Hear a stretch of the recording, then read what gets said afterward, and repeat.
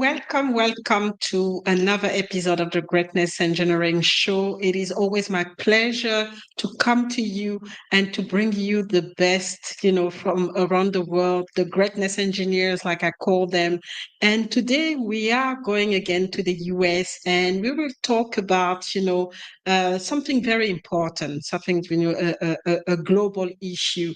So we're going to talk about human trafficking, but we really going to concentrate on my guest platform, how she really go about, addressing the issue and helping, people and helping the community, to actually combat the human trafficking. So I will, in a nutshell, just tell you who it is. My guest today is Patricia Watts. Like I said, she's based in the US, and she is, she has done so much in, in Earth space. She is a decorated 20-year US Army veteran and a retired senior federal leader with 35 led intelligence, cybersecurity, and global engagement. So you name it, she'll be able to tell us a little bit more. And today she is really focusing on, different platforms. She's the founder and CEO of WEModel USA. So she will explain to us, what this platform is all about. And so it is a red carpet global runway and leadership platform, and she'll go in detail on what they do and what is the objective and really the in the future what's the program, and we will also talk about other platform that she's created so far, and I will leave her the luxury to to talk about it as we start. So let us know where you're watching from, and don't hesitate to participate if you're watching live, and even if you go and watch the recording after this show, just put your question or your comment in the comment section, and I will be able to relay to Patricia later on. And I know you're going to be inspired. I know you're going to learn a lot. And that's why I'm asking you, get your pen and paper, because there's going to be a lot shared today. So let us know where you're watching from. And we are always welcome to have you. And as I said, everything that we're talking about here is not like in Las Vegas. It doesn't stay in Vegas. It doesn't stay here. You have to share it and help someone else to get to the next level of the greatness. So let's have Patricia with us now, and sit tight and really enjoy the conversation with her.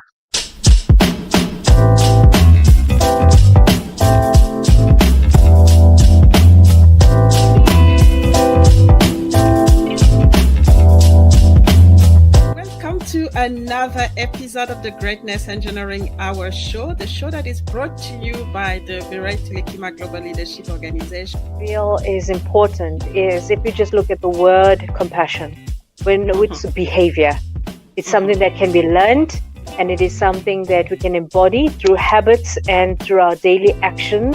To get this idea that if we interject this wisdom intentionally, I call them needle movers. It's the needle mover that's missing. Don't deprive the world of your greatness. Please. Don't do that anymore.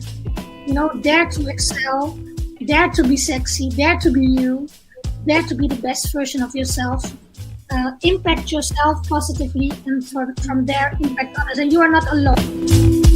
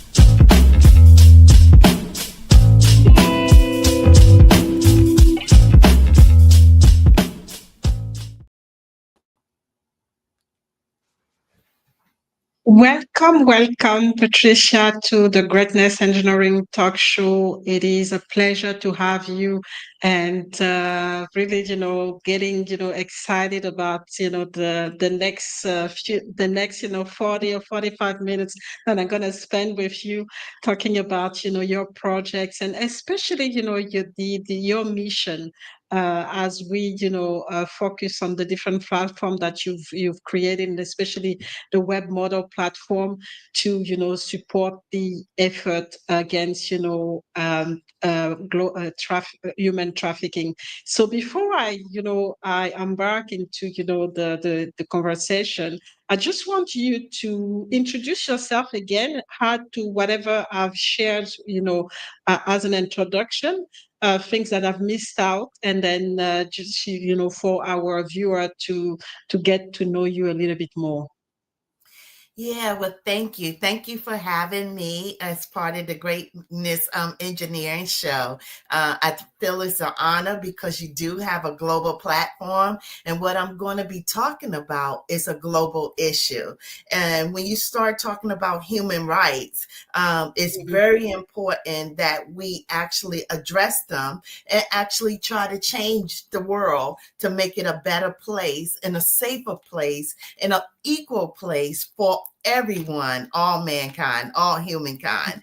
And so I am Patricia Watts, the owner and founder of WEModel USA, which is a platform that provides aspiring youth in creative talent, international and cultural opportunities. But simultaneously, we use our platform to address issues that impact people around the world, specifically children and women. And that's when you're talking about issues like human sex trafficking. So human sex trafficking, when you start talking about trafficking, it's the second largest crime in the world.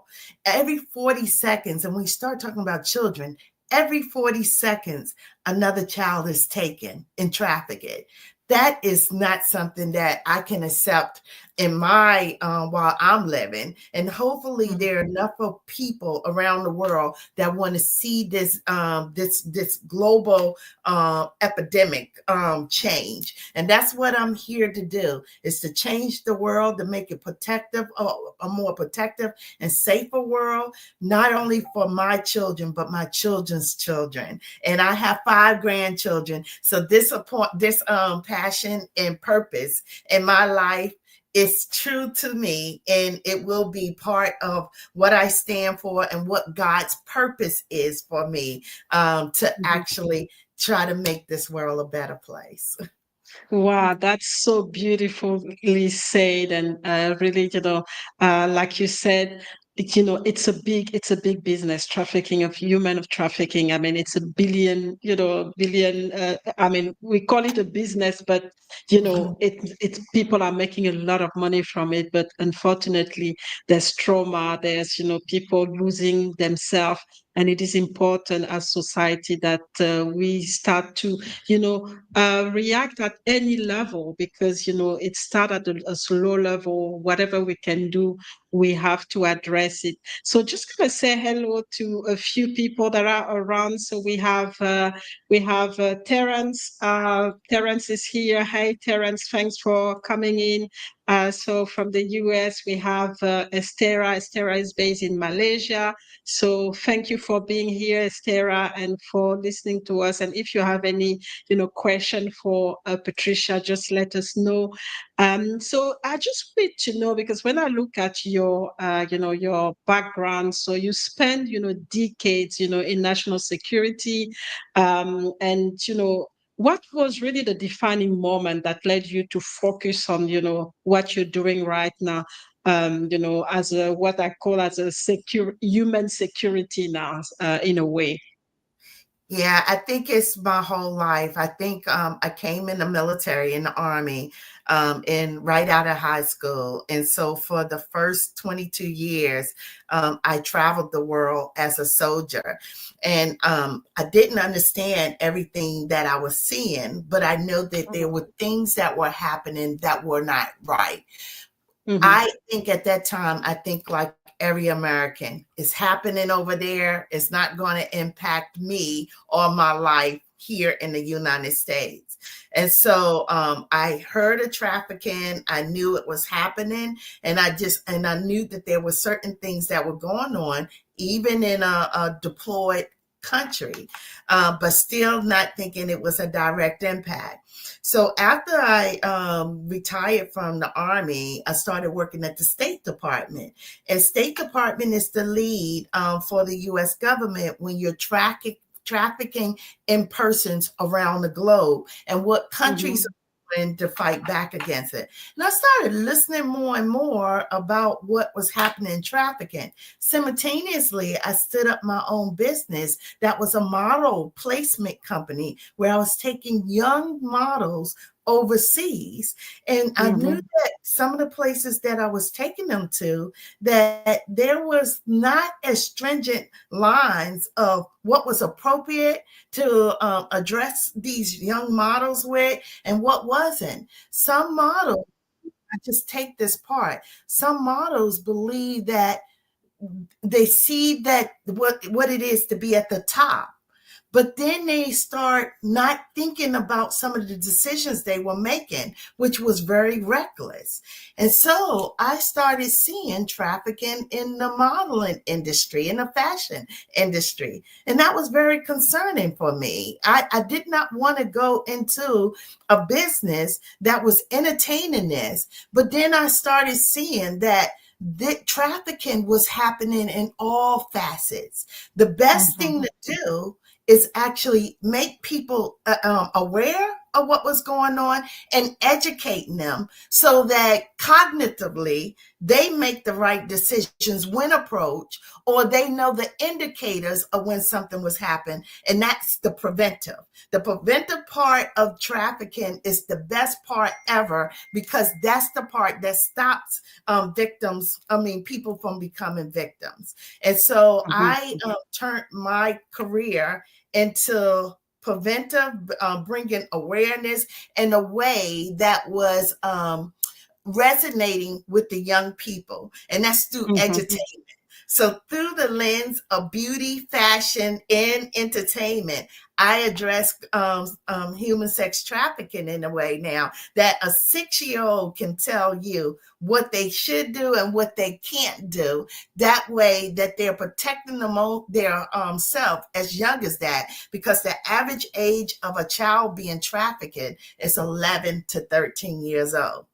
Wow, that's very young, very, very young. Yes. So, and it's really alarming, when you think about it. And I've actually, read cases of, models that were taken in refugee camps in Africa, and given, they were actually told that they were going to have the dream and to really become, the best, and have the opportunity to express themselves. And then by the time they realize that they are trafficked, and they don't really know what to do, they get stuck into this ring that is difficult to get out. So when you talked about education, I said, that's the best thing. But how do you educate people who are already, in a vulnerable, position, like, being in a camp where you basically, have nothing,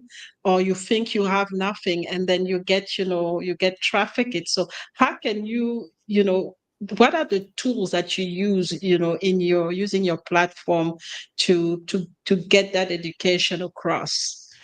Yeah. Hey, thank you for asking that question. And it leads to the whole Seeds of Faith initiative. And I'm going to show you how it is applicable, not only in places like Africa, but also in the United States.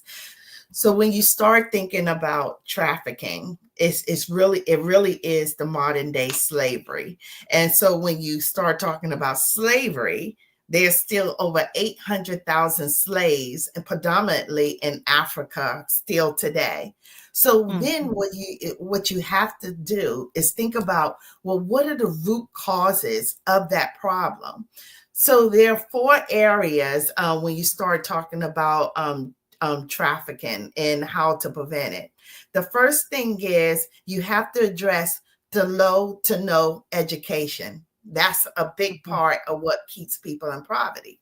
The second one is little to no opportunities. If you feel like there's not a way out, then a lot of people, even not being forced, that will go into something where they feel like they have an opportunity. The third thing is you look at little to no food. That's another thing that will make people actually go and do things that they don't want to do to actually take care of their family. And the fourth piece is when you're not accepted. So you're talking about unhealthy love or being rejected. Those 4 areas right there are really the key areas that if you don't change those, a person becomes vulnerable. So in the Seeds of Faith, I looked at a place in West Africa, and I looked at right here in the United States, right in the area that I am. And I looked at risk women and at-risk children and where they were. So I said that in Africa, one of the things I could do, and which we're doing right now, is actually with the Seeds of Faith, we're going into a village that is very harsh climate, harsh area, and little to no income. And we're selective about the women that we're getting ready to fund. That funding that we're getting ready to do is we're asking people here that can afford $99 a month to actually help us hire a woman to learn, to teach her how to become a farmer, and then allow her to farm. So this is the first part. We got people now that is signed up to help with this funding mechanism so that the women can at least start farming. They can start taking the products to the market, start making money, but not only to make money, but also to actually teach them how to become business women. Because right now, if you are not being addressed, and you're only working in labor, but you're not at the table actually making some of the decisions, then you always are going to be treated less than equal. What we want to do is empower our women wherever they are by 1, having a trade, by 2, having and becoming a business owner, and then by 3, then making a way for their families. So we're doing this. We're addressing food sustainability. We're addressing women empowerment. We're addressing economic development by not only addressing and helping one woman, but helping a village actually become have a trade. And then 4th, by stopping human trafficking. Human trafficking is for one thing, is for somebody else to get wealthy and make money off of someone else. They can't do it if you empower it with all these other things. And that is our concept of what we're going to be doing in 2026 for Africa. In the United States, we're doing something similar, but we know that we don't need farmers, right? So we're coming up with a 16-week curriculum. That curriculum is going to teach an at-risk woman how to become a businesswoman and how to become financially savvy, so that when they start with these certifications and they start making money, they know not only how to make money, but how to keep money and how to grow money instead of all their money being taken back away from them. Once they actually graduate from this, we're going to work with the local entities to give them a $5,000 grant to start their white label franchise. But that franchise is not only going to help them start thinking and dreaming, both areas, thinking and dreaming that you have no limitations, that God is behind you and he has empowered you to be the best person that you can be. We're going to annihilate sex trafficking all the way, because beauty is going to be our weapon. That's so powerful and so well put because, like you said, there's nothing better than economic empowerment because that's where everything starts. When you can't feed yourself, you can't, do anything, and you're ready to, to go anywhere and start doing things that are actually going to put you at risk. And so it's really important to work on this economic empowerment that you're talking about with the different, at different level. So the education part and making sure that they have the right mindset and becoming entrepreneurs and staying entrepreneur because that's another issue.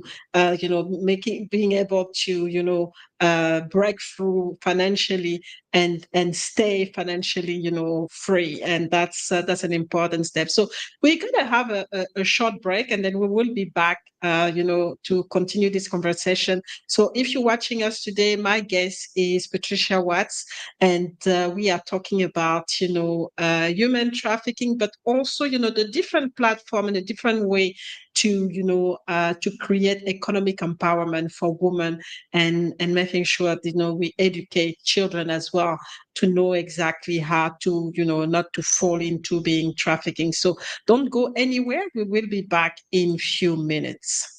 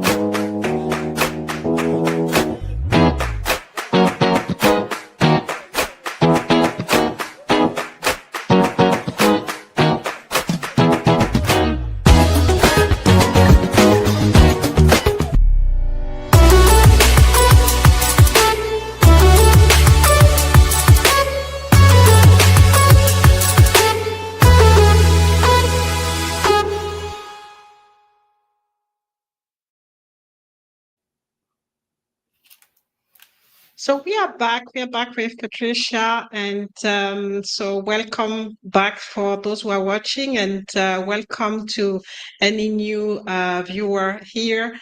So Patricia, I just to ask you because obviously you have those platforms, and you're doing a tremendous work to trying to educate and also help the different the women and the children to empower them.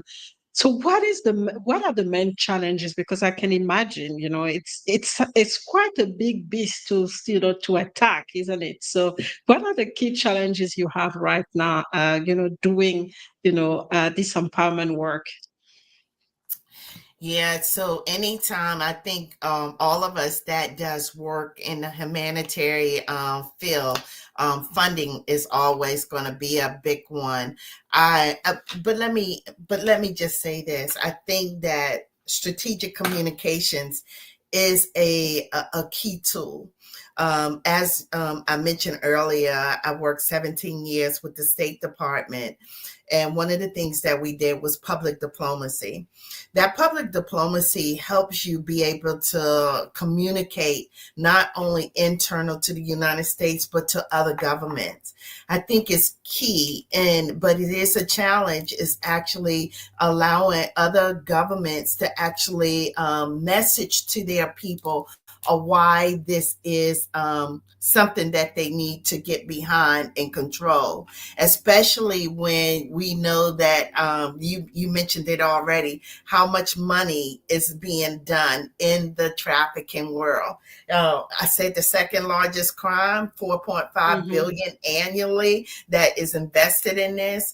Is hard. That's the challenge, to stop, because we know that almost everything, farming, fashion, advertisement, a lot of these things have a piece of trafficking behind it, because there's always someone that is trying to exploit the less.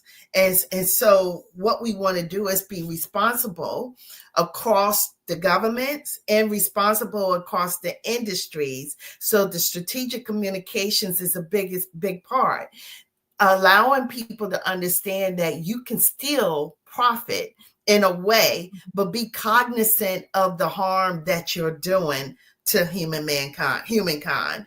And I think that is the biggest challenge that I have, is when you start talking about larger corporations and some of the governments, and them to put guidance and policies in place to make sure that people are no longer exploited, is one of the biggest issues and challenges.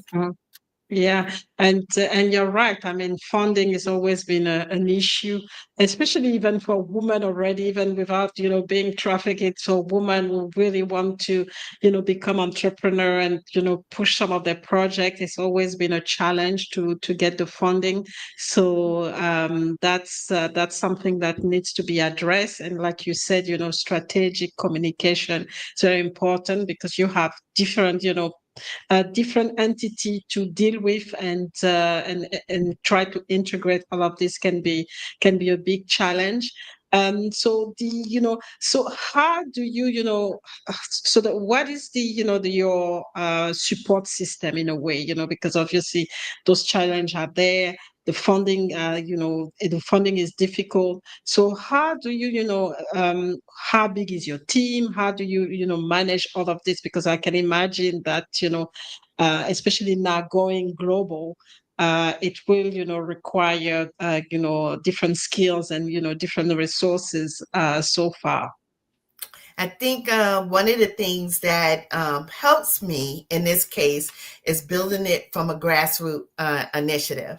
And so all of my support isn't here in the United States. I have pastors and other leaders that have also in West Africa, in Ghana specifically, that is on board and actually helping on this. And so a good thing, I tell you, that this is God-driven. I met some pastors in a church, and they're also their villages leaders. And so they're already on board. They are recruiting. They are actually making sure that the land that we have already prepared is ready for this entity. And it's not where I'm just talking to them like one time. It's the constant relationship. It's building that relationship. We are actually taking a delegation in March to go down there, not only to visit the country, because I think people need to have more of an understanding of what's happening in other parts of the world, but actually to go to the farm and actually meet with the women that we are actually helping economically. So the Caesar base, let me just tell you, that is one person that's saying, I can afford $99 a month to help someone else.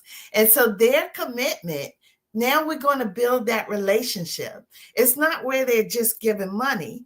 They're going to know who they're giving the money to, and keep that relationship, because I believe relationships matter. And when a person understands that what they're doing is not helping out just a thing or a program, but they're helping out a future leader, where now hopefully that person will have a long-term relationship with.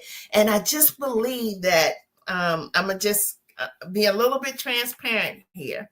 I feel like the Black and the brown community has to do more within.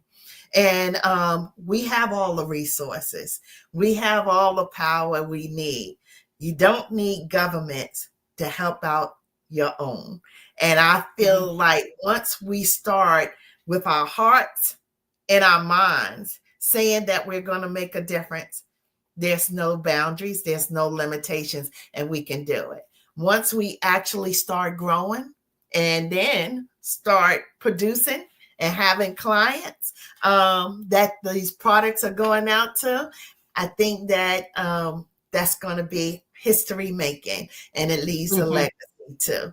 And I think that we can do it. I'm not going to say that it will all happen overnight, but I think that it will happen faster than what people think. And you're right. The Black community can sometimes be not participative at all. I mean, just traveling around the world, you see how Asian are getting organized, and you see how a lot of other community are getting organized, and you look at our community, it's like, okay, it's there's a lot of resources, but people are not working together as a community, and it actually create a barrier, obstacles, to everything that we're trying to accomplish, especially our own empowerment as Black communities. So well noticed here as well. So we do have another break, and we will be back to continue to understand exactly where you go with different projects, how you're going to implement them, and what type of legacy you want to leave. But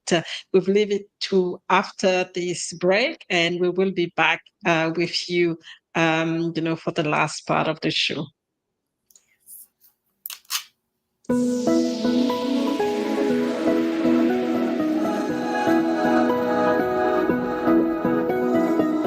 To another episode of the Greatness Engineering Hour show, the show that is brought to you by the Mireille Toulekima Global Leadership Organization.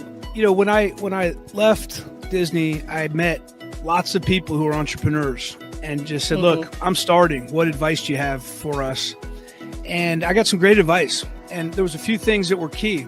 First of all, and as you saw in the video there, keep it simple. Be simple about what problems you solve. But what are you hoping for? That means that there's a future. That means that there's something that you yet still need to be realized and materialized in your life. And if you have lost hope and you're not hoping for something, that means you're lost. So we need to get you back to the place of being able to hope again. Trust the process. So many times we get stuck and paralyzed from taking the first step and taking action to get out of that transactional to the transformational of our own lives because we're afraid. But trust the process. Take that one little microscopic step. And I tell you that once you do that, that will increase into another step and another step and another step. So that's what I'd like to leave with you today. My message for today is delay is not denial. It doesn't matter how long it takes you to accomplish what it is you want to accomplish in life. Do not stop until you get what it is you know God has for you.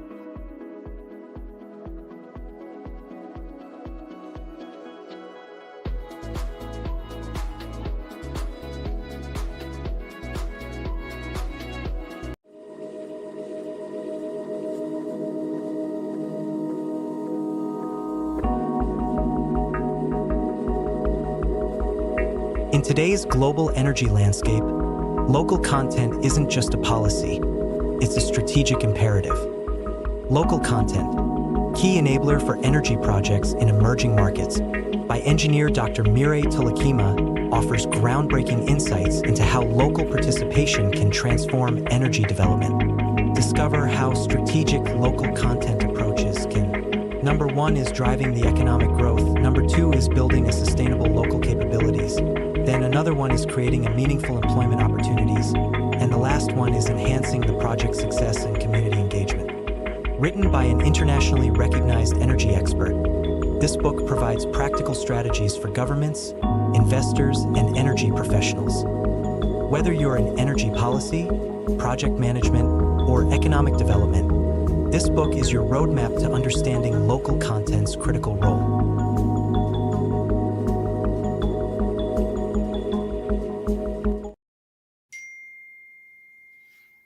So we are back. We are back with Patricia, and it's a very insightful conversation that we're having today. Talking about how we can empower, communities and especially women and children, and also in the lead for them to be able to, have the right education to combat, human trafficking. So just for, there's one question that I had, for you've actually worked, your work actually span, advocacy, enterprise, and, and also, empowerment and financial freedom. So how do you really define, legacy in the context of, what you're doing, which is, the justice and the economic resilience that you basically advocating through your work? Yeah, it's something like when you start talking about the definition, because if it don't happen, it's hard to measure. But in this way, I look at a few things. One is how statistically can I show that the message is actually resonating, but it's also call to action. So things like how many businesses is actually saying we support this effort. So I'm actually working on a patent right now to actually, for at least the stores in, I'm gonna start off with Maryland. It's like, if you support countering human trafficking and protecting your neighborhood, then you will have this label that's in your door. And that way it's showing, but it's also a deterrent. If a criminal knows that the neighborhood is being protected, they're not going to just walk in your backyard, which what they're doing right now. So it's a combination of business owners and community leaders to say, not on our watch. That's one of the ways. So if the numbers start reducing in certain hot areas, that's a way of measuring. But it's also to make sure that we get to more legislation to help protect children and women from being vulnerable to trafficking. And if they become a victim of trafficking, more resources applied to them. I think that this is an area that is not talked about enough, but if I can get more media, more radios, more, and in the airports is starting to show, right? When you go into an airport now, they're actually addressing it. Let's keep that in the mouth, in the voices, in the speech across all media assets. So me going around speaking, but then having shows, having outreach opportunities, doing more philanthropy work, doing more sponsorships in other events that show we're about our future generation, about our children, and we're going to make a difference. Definitely. I mean, and that's the thing, you're going to make a difference, and you have the clarity, and really what you're looking for. And like you said, you have to monitor as well to really know where you're sitting and how everything are evolving, and if you're really making a difference on the ground. And so for our global, audience, the leaders, the entrepreneurs, the policymakers, what is the concrete, action that they can take, to disrupt, the trafficking and support the economic empowerment, or even support your efforts specifically so far? Yeah, I am actually building a new website that should go up this week. And it's going to be centered around Seeds of Faith. Seeds of Faith doesn't just happen in the United States, and it doesn't just happen if you have money. It's about the network. It's building a trusted network around the world.